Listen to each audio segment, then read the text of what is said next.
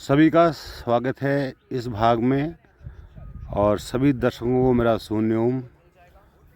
तो दर्शकों, आज हम फिर से अपने रेगुलर स्पॉट में आ चुके हैं और यहाँ पर हम बातचीत करेंगे आपसे। और जिस विषय पर को मैंने आज चुना है वो थोड़ा सा सेंसिटिव विषय है और बातें भी थोड़ा सेंसिटिव हो सकती हैं, क्योंकि बहुत सारे लोगों से संपर्क करने के बाद, उनसे बातचीत करने के बाद मुझे इस विषय पर वीडियो बनाना आवश्यक लगा कि पर स्त्री के प्रति या पर पुरुष के प्रति मोह क्यों होता है, अट्रैक्शन क्यों होता है, ये नेचुरल है या अननेचुरल है। तो ये विषय बहुत महत्वपूर्ण है और आज के समय में ये बहुत देखा जाता है कि लोगों के अनैतिक संबंध बहुत होते हैं और लोगों को अनैतिक संबंध बनाना बहुत सहज लगता है और बनाते भी हैं। और ये आजकल की ही बात नहीं है, आदिकाल से आपने वो जिक्र सुना होगा जब इंद्र देवता जो इस तरह की हरकतें करते हुए पाए गए,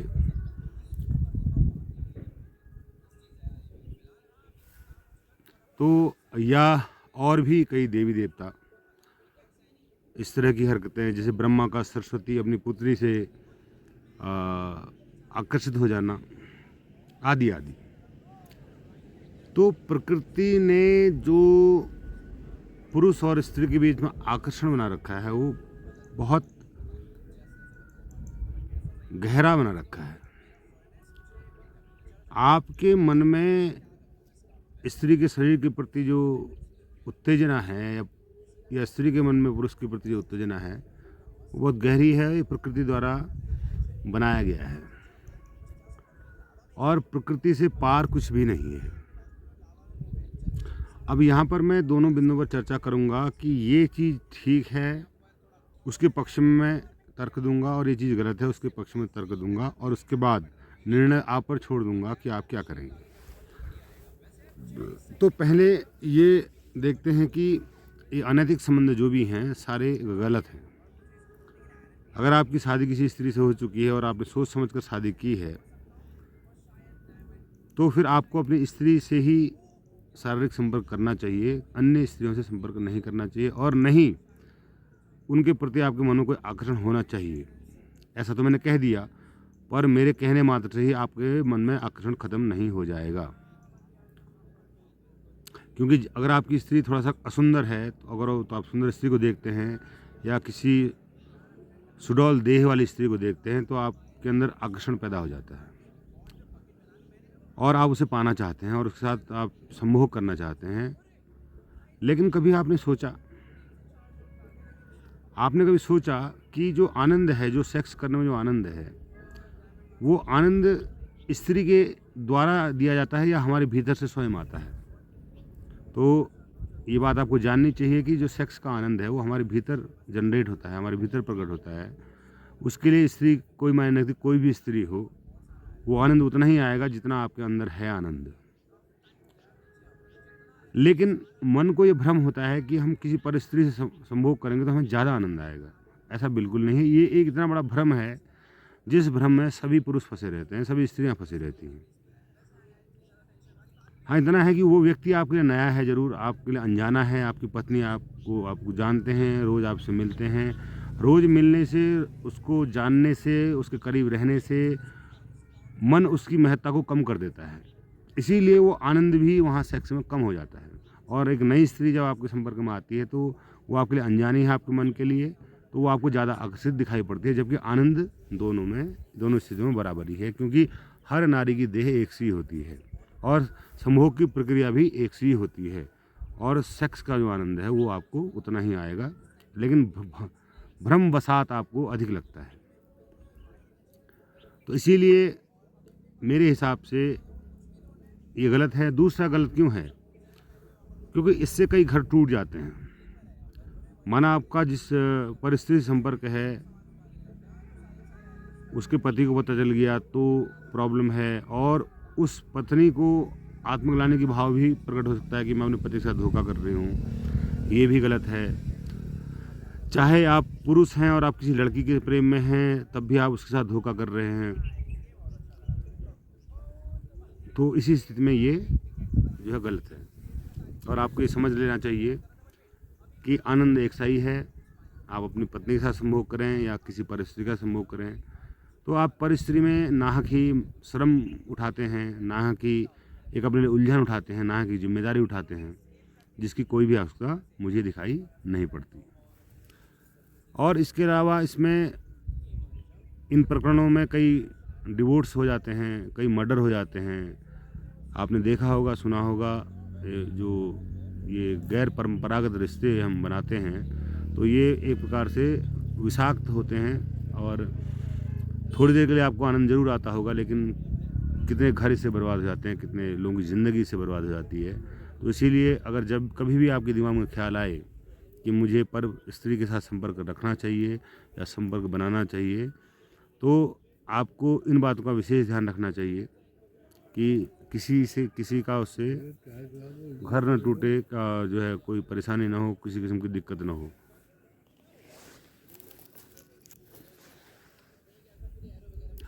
अहिल्या को अपवित्र किया इंद्र ने, तो क्या हुआ? अहिल्या को उसके पति ने श्राप दे दिया और वो पत्थर की बन गई। फिर कहते हैं राम ने उसे तारा, है ना। इसी प्रकार से सरस्वती पूरे ब्रह्मांड में भागती रही ब्रह्मा से बचने के लिए। अंत में ब्रह्मा ने उन्हें पकड़ लिया और उनको अपनी पत्नी बना लिया। ऐसे ही कई जो है केस हुए हैं।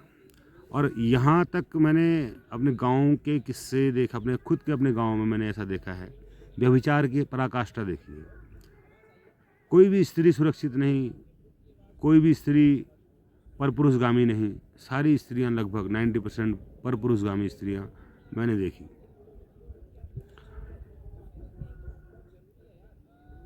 लेकिन अब इससे होता क्या है? दो चीज़ें होती हैं। जैसे कि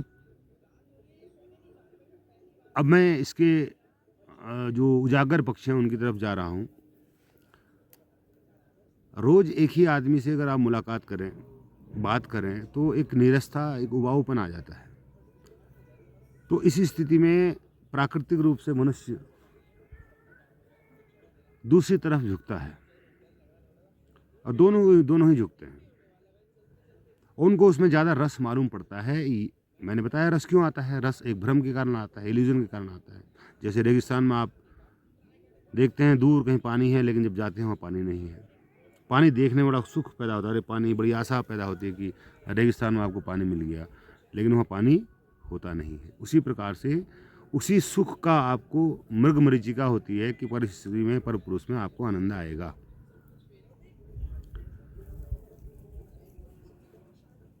लेकिन अब भाई मन है, मन को तो आपने किसी प्रकार संतुष्ट करना है। तो इसीलिए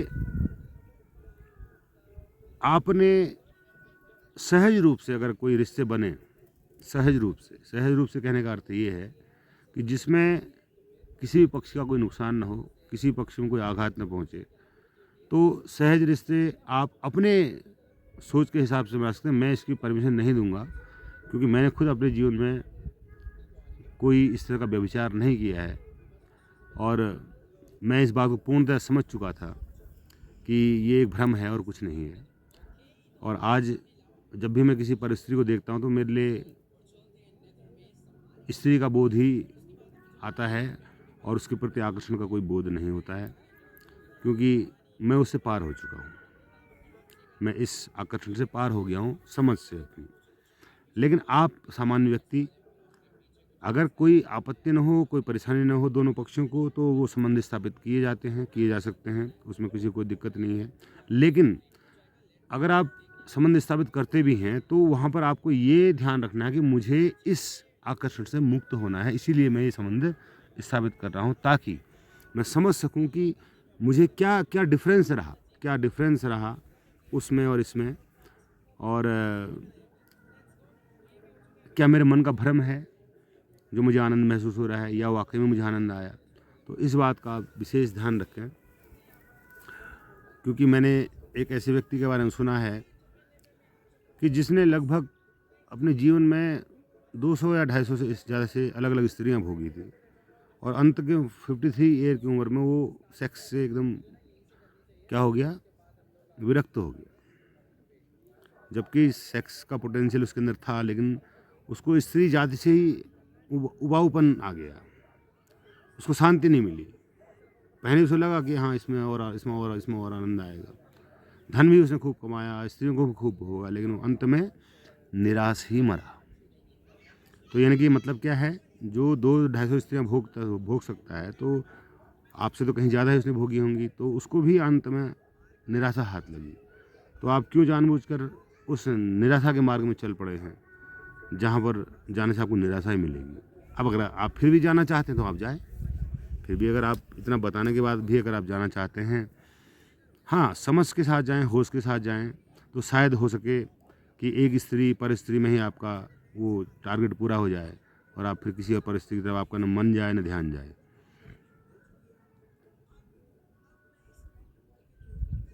अब ये मोह पैदा होता है, मैंने देखा है फेसबुक में, इधर उधर कहीं रिश्तेदारी में लोग जो है कोशिश करते हैं कि कहीं संबंध स्थापित किए जाएं और संबंध बनाए जाएं। तो वो संबंध बनाना किसी भी प्रकार से अच्छा नहीं है मेरे हिसाब से। अगर आप संबंध बनाते हैं तो तब बनाएं जब आप सहज हो। सहज से मेरा तात्पर्य है कि दोनों पक्ष सहज हों और कोई आपत्ति न हो, कोई बाधा न हो, और इस बात की भी समझ हो कि ये जो आप कर रहे हैं पाप नहीं, व्यभिचार कोई पाप नहीं है। आप किसी को सुख दे रहे हैं, किसी से सुख ले रहे हैं, तो सुख देना या सुख लेना किसी भी प्रकार का कोई पाप नहीं है। इस अपराध बोध से आप भरे हुए ना हो कि मैं अपने पति को धोखा दे रही हूँ, अपने पत्नी को धोखा दे रहा हूँ। इस प्रकार का भाव आपके मन में न हो। इस भाव से विरक्त होकर अगर आप संबंध बनाते हैं तो वो संबंध आपके लिए नुकसानदायक नहीं होता है। और अगर आपको लगता है कि मैं धोखा दे रहा हूँ या दे रही हूँ, तो ये फिर अपराध बोध है, क्योंकि आपको ये पता होना चाहिए कि अपराध और पाप क्या होता है। जब हम किसी की आत्मा को दुखी करते हैं, दुख पहुँचाते हैं, परेशान करते हैं, तो वो दुख होता है, अपराध होता है। और इस मामले में तो मेरे बहुत खुले विचार हैं, इतने खुले विचार हैं कि मैं तो ये कहता हूँ कि इस बीमारी से छूटने का एक तरीका ये है कि जिस प्रकार से हमने ये परंपराएं बना दी, ये शादी के बंधन बना दिए, और ये आपस में कुछ नियम बना दिए रहने के, तो हम लोग एक दूसरे का शेयरिंग भी कर सकते हैं। हम एक दूसरे की पत्नियों को शेयर कर सकते हैं, हम दूसरे पतियों को शेयर कर सकते हैं। और अगर हमको लगता है कि हम इस चीज़ से मुक्त नहीं हो पा रहे हैं, तो हम सहज भाव से अपनी स्वेच्छा से ऐसा भी कर सकते हैं। इसमें कोई बहुत बड़ी बात नहीं है। अब शुरू में आपको ज़रूर उटपटांग सा लगेगा ये विचार मेरा कि यार ऐसा कैसे हम कर सकते हैं कि अपनी पत्नी को किसी कैसे शेयर कैसे कर सकते हैं, या किसी पत्नी को हम किसी और की गैर की पत्नी को हम कैसे भोग सकते हैं। लेकिन आप चोरी छुपे तो सब करते ही हो, और चोरी छुपे आप ये सोचते ही हो, तो इसको चोरी छुपे क्यों करना है? अगर करना है तो खुलेआम करो। अगर दो मित्र हैं तो वो अपनी पत्नी को शेयर कर सकते हैं आपस में, भाई पत्नी या पुरुष को शेयर कर सकती हैं, तो उनका वो भाव भी मिट जाएगा, दूसरा कैसा होता है का भाव मिट जाएगा, और कोई अपराध बोध भी नहीं होगा, और आपके जानते हुए वो सब चीज़ें होंगी। तो कहते हैं पति पत्नी के बीच में प्रेम है, ईमानदारी है, टूट जाएगी। नहीं, सेक्स का प्रेम और ईमानदारी से कोई संबंध नहीं है। सेक्स एक क्षणिक प्रक्रिया है, और प्रेम एक अविनाशी प्रक्रिया है। प्रेम अगर आपके बीच में है तो वो उसको कोई चीज़ तोड़ नहीं सकती है। प्रेम को नहीं तोड़ा जा सकता है, विश्वास को नहीं तोड़ा जा सकता है। सेक्स क्या है? थोड़ी देर आपका अट्रैक्शन हुआ, थोड़ी देर आप आक्रोशित हुए, और थोड़ी देर बाद ठंडे पड़ गए, बात खत्म हो गई, तुम कौन हम कौन, है ना? ऐसा ही होता है सेक्स में। शुरू में बहुत ही आकर्षित लगता है, शुरू के जो फेज होते हैं उसमें आकर्षण पराकाष्ठा में होता है। उसके बाद जैसे ही आप उसके लिए होते हैं वैसे आप एक दूसरे से विरक्त हो जाते हैं, उसी वक्त विरक्त हो जाते हैं, तो फिर गहरी छाप पड़ने का कोई मतलब नहीं है। तो समाज ऐसा बने तो शायद ये जो व्यभिचार है, इस प्रकार की जो प्रणाली है समाज में व्याप्त ना हो, रेप ना हो। सबसे बड़ी बात मुझे दुख होता है रेप होने पर। कोई व्यक्ति चाहता नहीं है आपसे शारीरिक संपर्क करना, आप ज़बरदस्ती उसके साथ शारीरिक संपर्क कर रहे हैं, इससे बड़ा पाप और घोर पाप कुछ नहीं है। और इसके लिए मैंने पहले भी शायद ये प्रस्ताव रखा था कि सरकार को भी कुछ पहल करनी चाहिए। ऐसा नहीं है कि केवल ये एक बहुत बड़ा सब्जेक्ट है, जो ये सेक्स है एक बहुत बड़ा सब्जेक्ट है, इसकी व्यवस्था सरकार को देखनी चाहिए। जब बच्चा 14 साल का होता है, 15 साल का होता है, 16 साल का होता है, तो उसके अंदर सेक्स पराकाष्ठा में जागता है। उस वक्त उसके पास न तो सेक्स का कोई ज्ञान होता है, न सेक्स को मिटाने का, उस आग को बुझाने की कोई दवा होती है। तो सरकार को कुछ नीति, मेरे पास एक सॉलिड नीति है इसके लिए भी, जो यहाँ पर बोलूँगा तो आपको थोड़ा सा सब्जेक्ट से हटकर और थोड़ा सा अभद्र भी लग सकता है, लेकिन मैं बोलूँगा ही, क्योंकि मेरी नज़रों में सेक्स कोई अपराध नहीं है, प्रकृति का मूल है, प्रकृति का मूल है, जड़ है। दो विकल्प मेरे सामने आते हैं। एक विकल्प कि जब लड़के में सेक्स प्रकट होने लगता है, उसके विद इन ईयर उसकी शादी कर देनी चाहिए। भले ही पति, लड़की और लड़का अलग रहें, मतलब लड़की अपने घर में ही रहे, लड़का अपने घर में रहे, लेकिन उनको समय पर वो चीज़ मिल जानी चाहिए, उनका विवाह कर देना चाहिए, या उनकी मित्रता कर देनी चाहिए, ताकि वो अभी मित्रता कर लें और भविष्य में फिर वो पति पत्नी बने, साथ रहें। तो ये एक व्यवस्था होनी चाहिए, पहली बात। और इसमें ये भी होना चाहिए कि सरकार की तरफ से उनको कुछ इस तरह से मेडिसिन दी जाए जिससे कि वो गर्भवती ना हो लड़की, और जब तक वो उस नौकरी पे ना लगे तो उनके बच्चे ना हों, ऐसा कुछ व्यवस्था सरकार की तरफ से हो, ऐसा होना चाहिए। जिससे कि क्या होगा, अब इससे क्या होगा, देखो, अगर बच्चे को समय से वो चीज़ मिल जाएगी या समझ जाएगा उस चीज़ को, तो उसका जो मन है वो भटकेगा नहीं, उसकी जो ऊर्जा है वो सकारात्मक कार्य में लगेगी। वो पढ़ाई कर रहा है तो पढ़ने में ध्यान लगेगा उसका, अगर वो कोई टेक्निकल काम कर रहा है तो उसमें ध्यान लगेगा, कुछ खोज में ध्यान लगेगा क्योंकि उसका तो ये मान के चलो, हमारे आजकल मैं जो देख रहा हूँ 30-30 साल तक लोग शादी नहीं कर रहे हैं, 35-35 साल हो जा रहे हैं शादी नहीं कर रहे हैं, तो तब तक आपकी जो लाइफ है विदाउट सेक्स गुजर रही है, तो आपके अंदर कितनी कुंठा भर जाएगी, सोचिए आप ज़रा। वो ऊर्जा आपके अंदर मौजूद है और उसको कहीं बहने का रास्ता नहीं मिल रहा है, तो आप कुंठा से भर जाएंगे और आपका जो एक समग्र जीवन है वो ख़त्म हो जाएगा। और ये ख़त्म हो रहा है, मैं देख रहा हूँ इस बात को, ये ख़त्म हो रहा है। शादी की उम्र लंबी हो गई, लड़कियाँ 26-26 साल में शादी कर रही हैं, लड़के 35-35 साल में शादी कर रहे हैं, तो तुम्हारा जो पीक टाइम था सेक्स का वो तो तुमने खो दिया, वो तो तुमने ऐसे ही खो दिया। अब तुम जब ढलने की तरफ जा रहे हो, तब तुम जो है सेक्स कर रहे हो, तब तो तुम्हारा जो, तुमको कभी सेक्स से संतुष्टि मिल ही नहीं सकती है।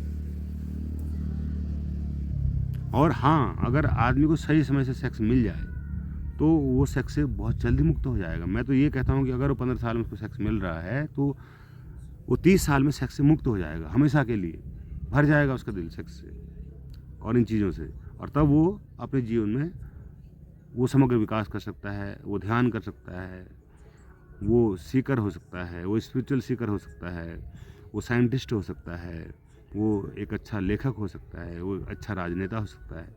लेकिन हमने बिगाड़ दिया है अपने समाज को नियमों से बांध के। अब ये तो है शादी की व्यवस्था।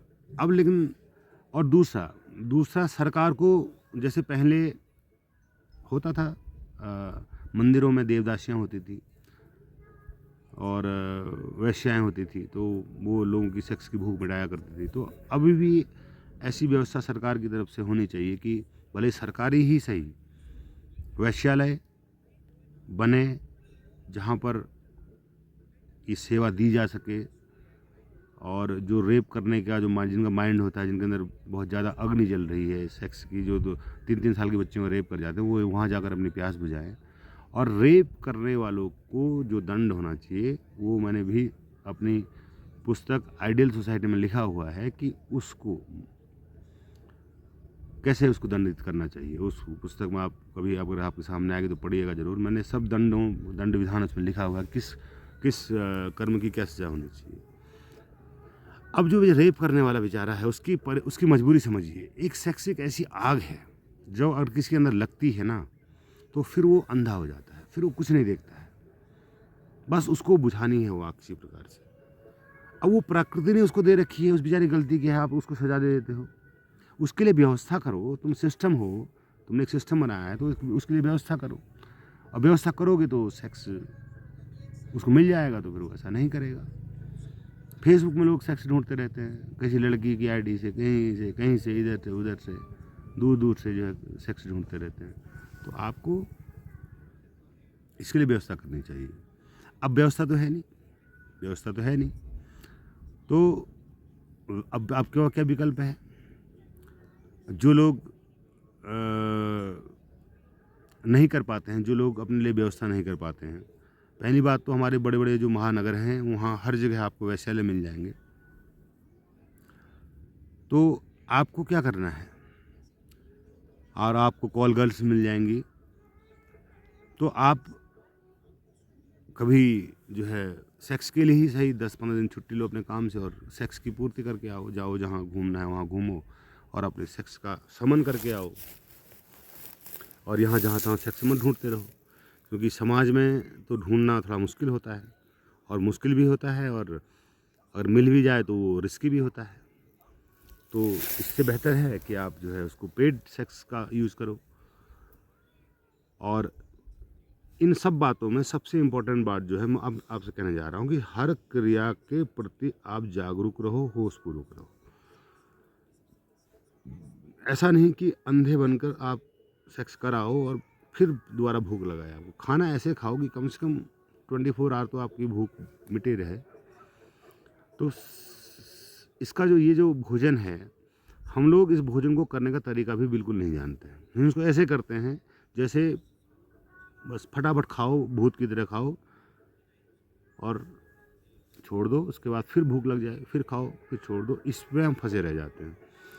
अगर इस प्रक्रिया को होशपूर्वक किया जाए, ध्यानपूर्वक किया जाए, सहजता से किया जाए, प्रेम से किया जाए, हर एक गतिविधि को ध्यान में रखते हुए किया जाए, वर्तमान में रह के किया जाए, तो हर एक संभोग प्रक्रिया भी आपको काफ़ी हद तक मुक्त करने के लिए काफ़ी है।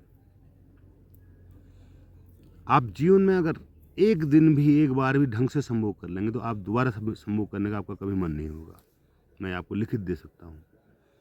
अगर आपने एक दिन भी ढंग से सेक्स कर लिया, फिर आप उसी दिन उससे मुक्त हो जाएंगे। लेकिन ढंग से सेक्स करने का तरीका क्या है, ये मैंने किसी वीडियो में बोला है और यहाँ पर नहीं बोल पाऊँगा मैं, लंबा प्रोसेस है। तो तंत्र प्रक्रिया में जो होता है, सेक्स को प्रायोरिटी दी जाती है, इसलिए दी जाती है। तो एक तांत्रिक प्रयोग ही समझ लो उसको, कि कैसे आपने सेक्स में उतरना है, क्या भाव दशा आपकी होनी चाहिए, क्या एक्टिविटी आपकी होनी चाहिए, कैसे आप सेक्स करें। आप मेरा वीडियो सर्च कर सकते हैं, वीडियो इसमें दिया हुआ, काम से मुक्त कैसे हों। तो इसीलिए पर पुरुष के प्रति, पर स्त्री के प्रति जो सेक्स की भावना है वो प्राकृतिक रूप से गलत नहीं है, लेकिन उसको करने का तरीका गलत हो गया है, उसको प्राप्त करने का तरीका गलत हो गया है। आप अपनी जिसके पास पत्नी है उसको तो मैं नहीं समझता हूँ कि उसको दूसरी जगह सोचना भी चाहिए, और जिसके पास पत्नी नहीं है, लंबे समय से शादी नहीं हुई है, वो सोच भी सकता है, तो उसके लिए पेड व्यवस्थाएं भी बहुत हैं, तो वो वहाँ पर ट्राई करे। अगर कोई ऐसी व्यवस्था हो जाती है तो वहाँ भी वो होशपूर्वक सेक्स करे और कोशिश करे कि सेक्स से यथाशीघ्र मुक्त हो सके। क्योंकि जब तक सेक्स, आपकी जो ऊर्जा है, देखो सबसे नीचे की जो ऊर्जा वो सेक्स ऊर्जा है, 7 चक्रों से होते हुए ऊर्जा है। इसका जो पथ है वो सहस्त्रार तक है। आप यहाँ तक कब पहुँचेंगे, सहस्त्रार तक कब पहुँचेंगे? कभी नहीं पहुँच सकते। जब सेक्स में उलझे रह जाएंगे तो ना आप मणिपूरक में पहुँचेंगे, ना स्वादिष्टान में पहुँचेंगे, ना अनाहत में पहुँचेंगे, ना आज्ञा चक्र में पहुँचेंगे, ना सहस्त्रार में पहुँचेंगे, कहीं भी नहीं पहुँच पाएंगे आप। और इन्हीं चक्रों में आगे भी आप जन्म लेते रहेंगे। जब तक इन चक्रों से मुक्त नहीं होंगे तब तक आप इन्हीं चक्रों में आगे भी जन्म लेते रहेंगे। तो कितने बड़े धिक्कार की बात है कि सेक्स से आप मुक्त नहीं हो पाए, होते हुए, ऐसा नहीं कि नहीं है, होते हुए सेक्स को करते हुए भी सेक्स से मुक्त नहीं हो पाए, भोजन करते हुए भी आपकी भूख नहीं मिटी, तो कितनी बड़ी विडंबना है। तो इसलिए इस विडंबना को समझिए और मेरे शिक्षा के अनुसार पर स्त्री एक स्त्री होते हुए पर स्त्री गमन की मत सोचिए। उसी स्त्री में वह सुख ढूंढिए, वह सुख खोजिए होशपूर्वक सेक्स करके, जिससे कि आपको पर स्त्री का मन न हो। अगर आप स्त्री विहीन हैं फिर भी कामुकता आपको परेशान करती है तो आप उसके लिए पेड सर्विस का इस्तेमाल करिए और रेप, बलात्कार, अनैतिक संबंधों से बचिए। यही मैं कहना चाहता हूँ आप लोगों से। और अगर आपको कोई प्रश्न हो इस संदर्भ में तो आप कमेंट कर सकते हैं। सभी को मेरा सुन लूँ।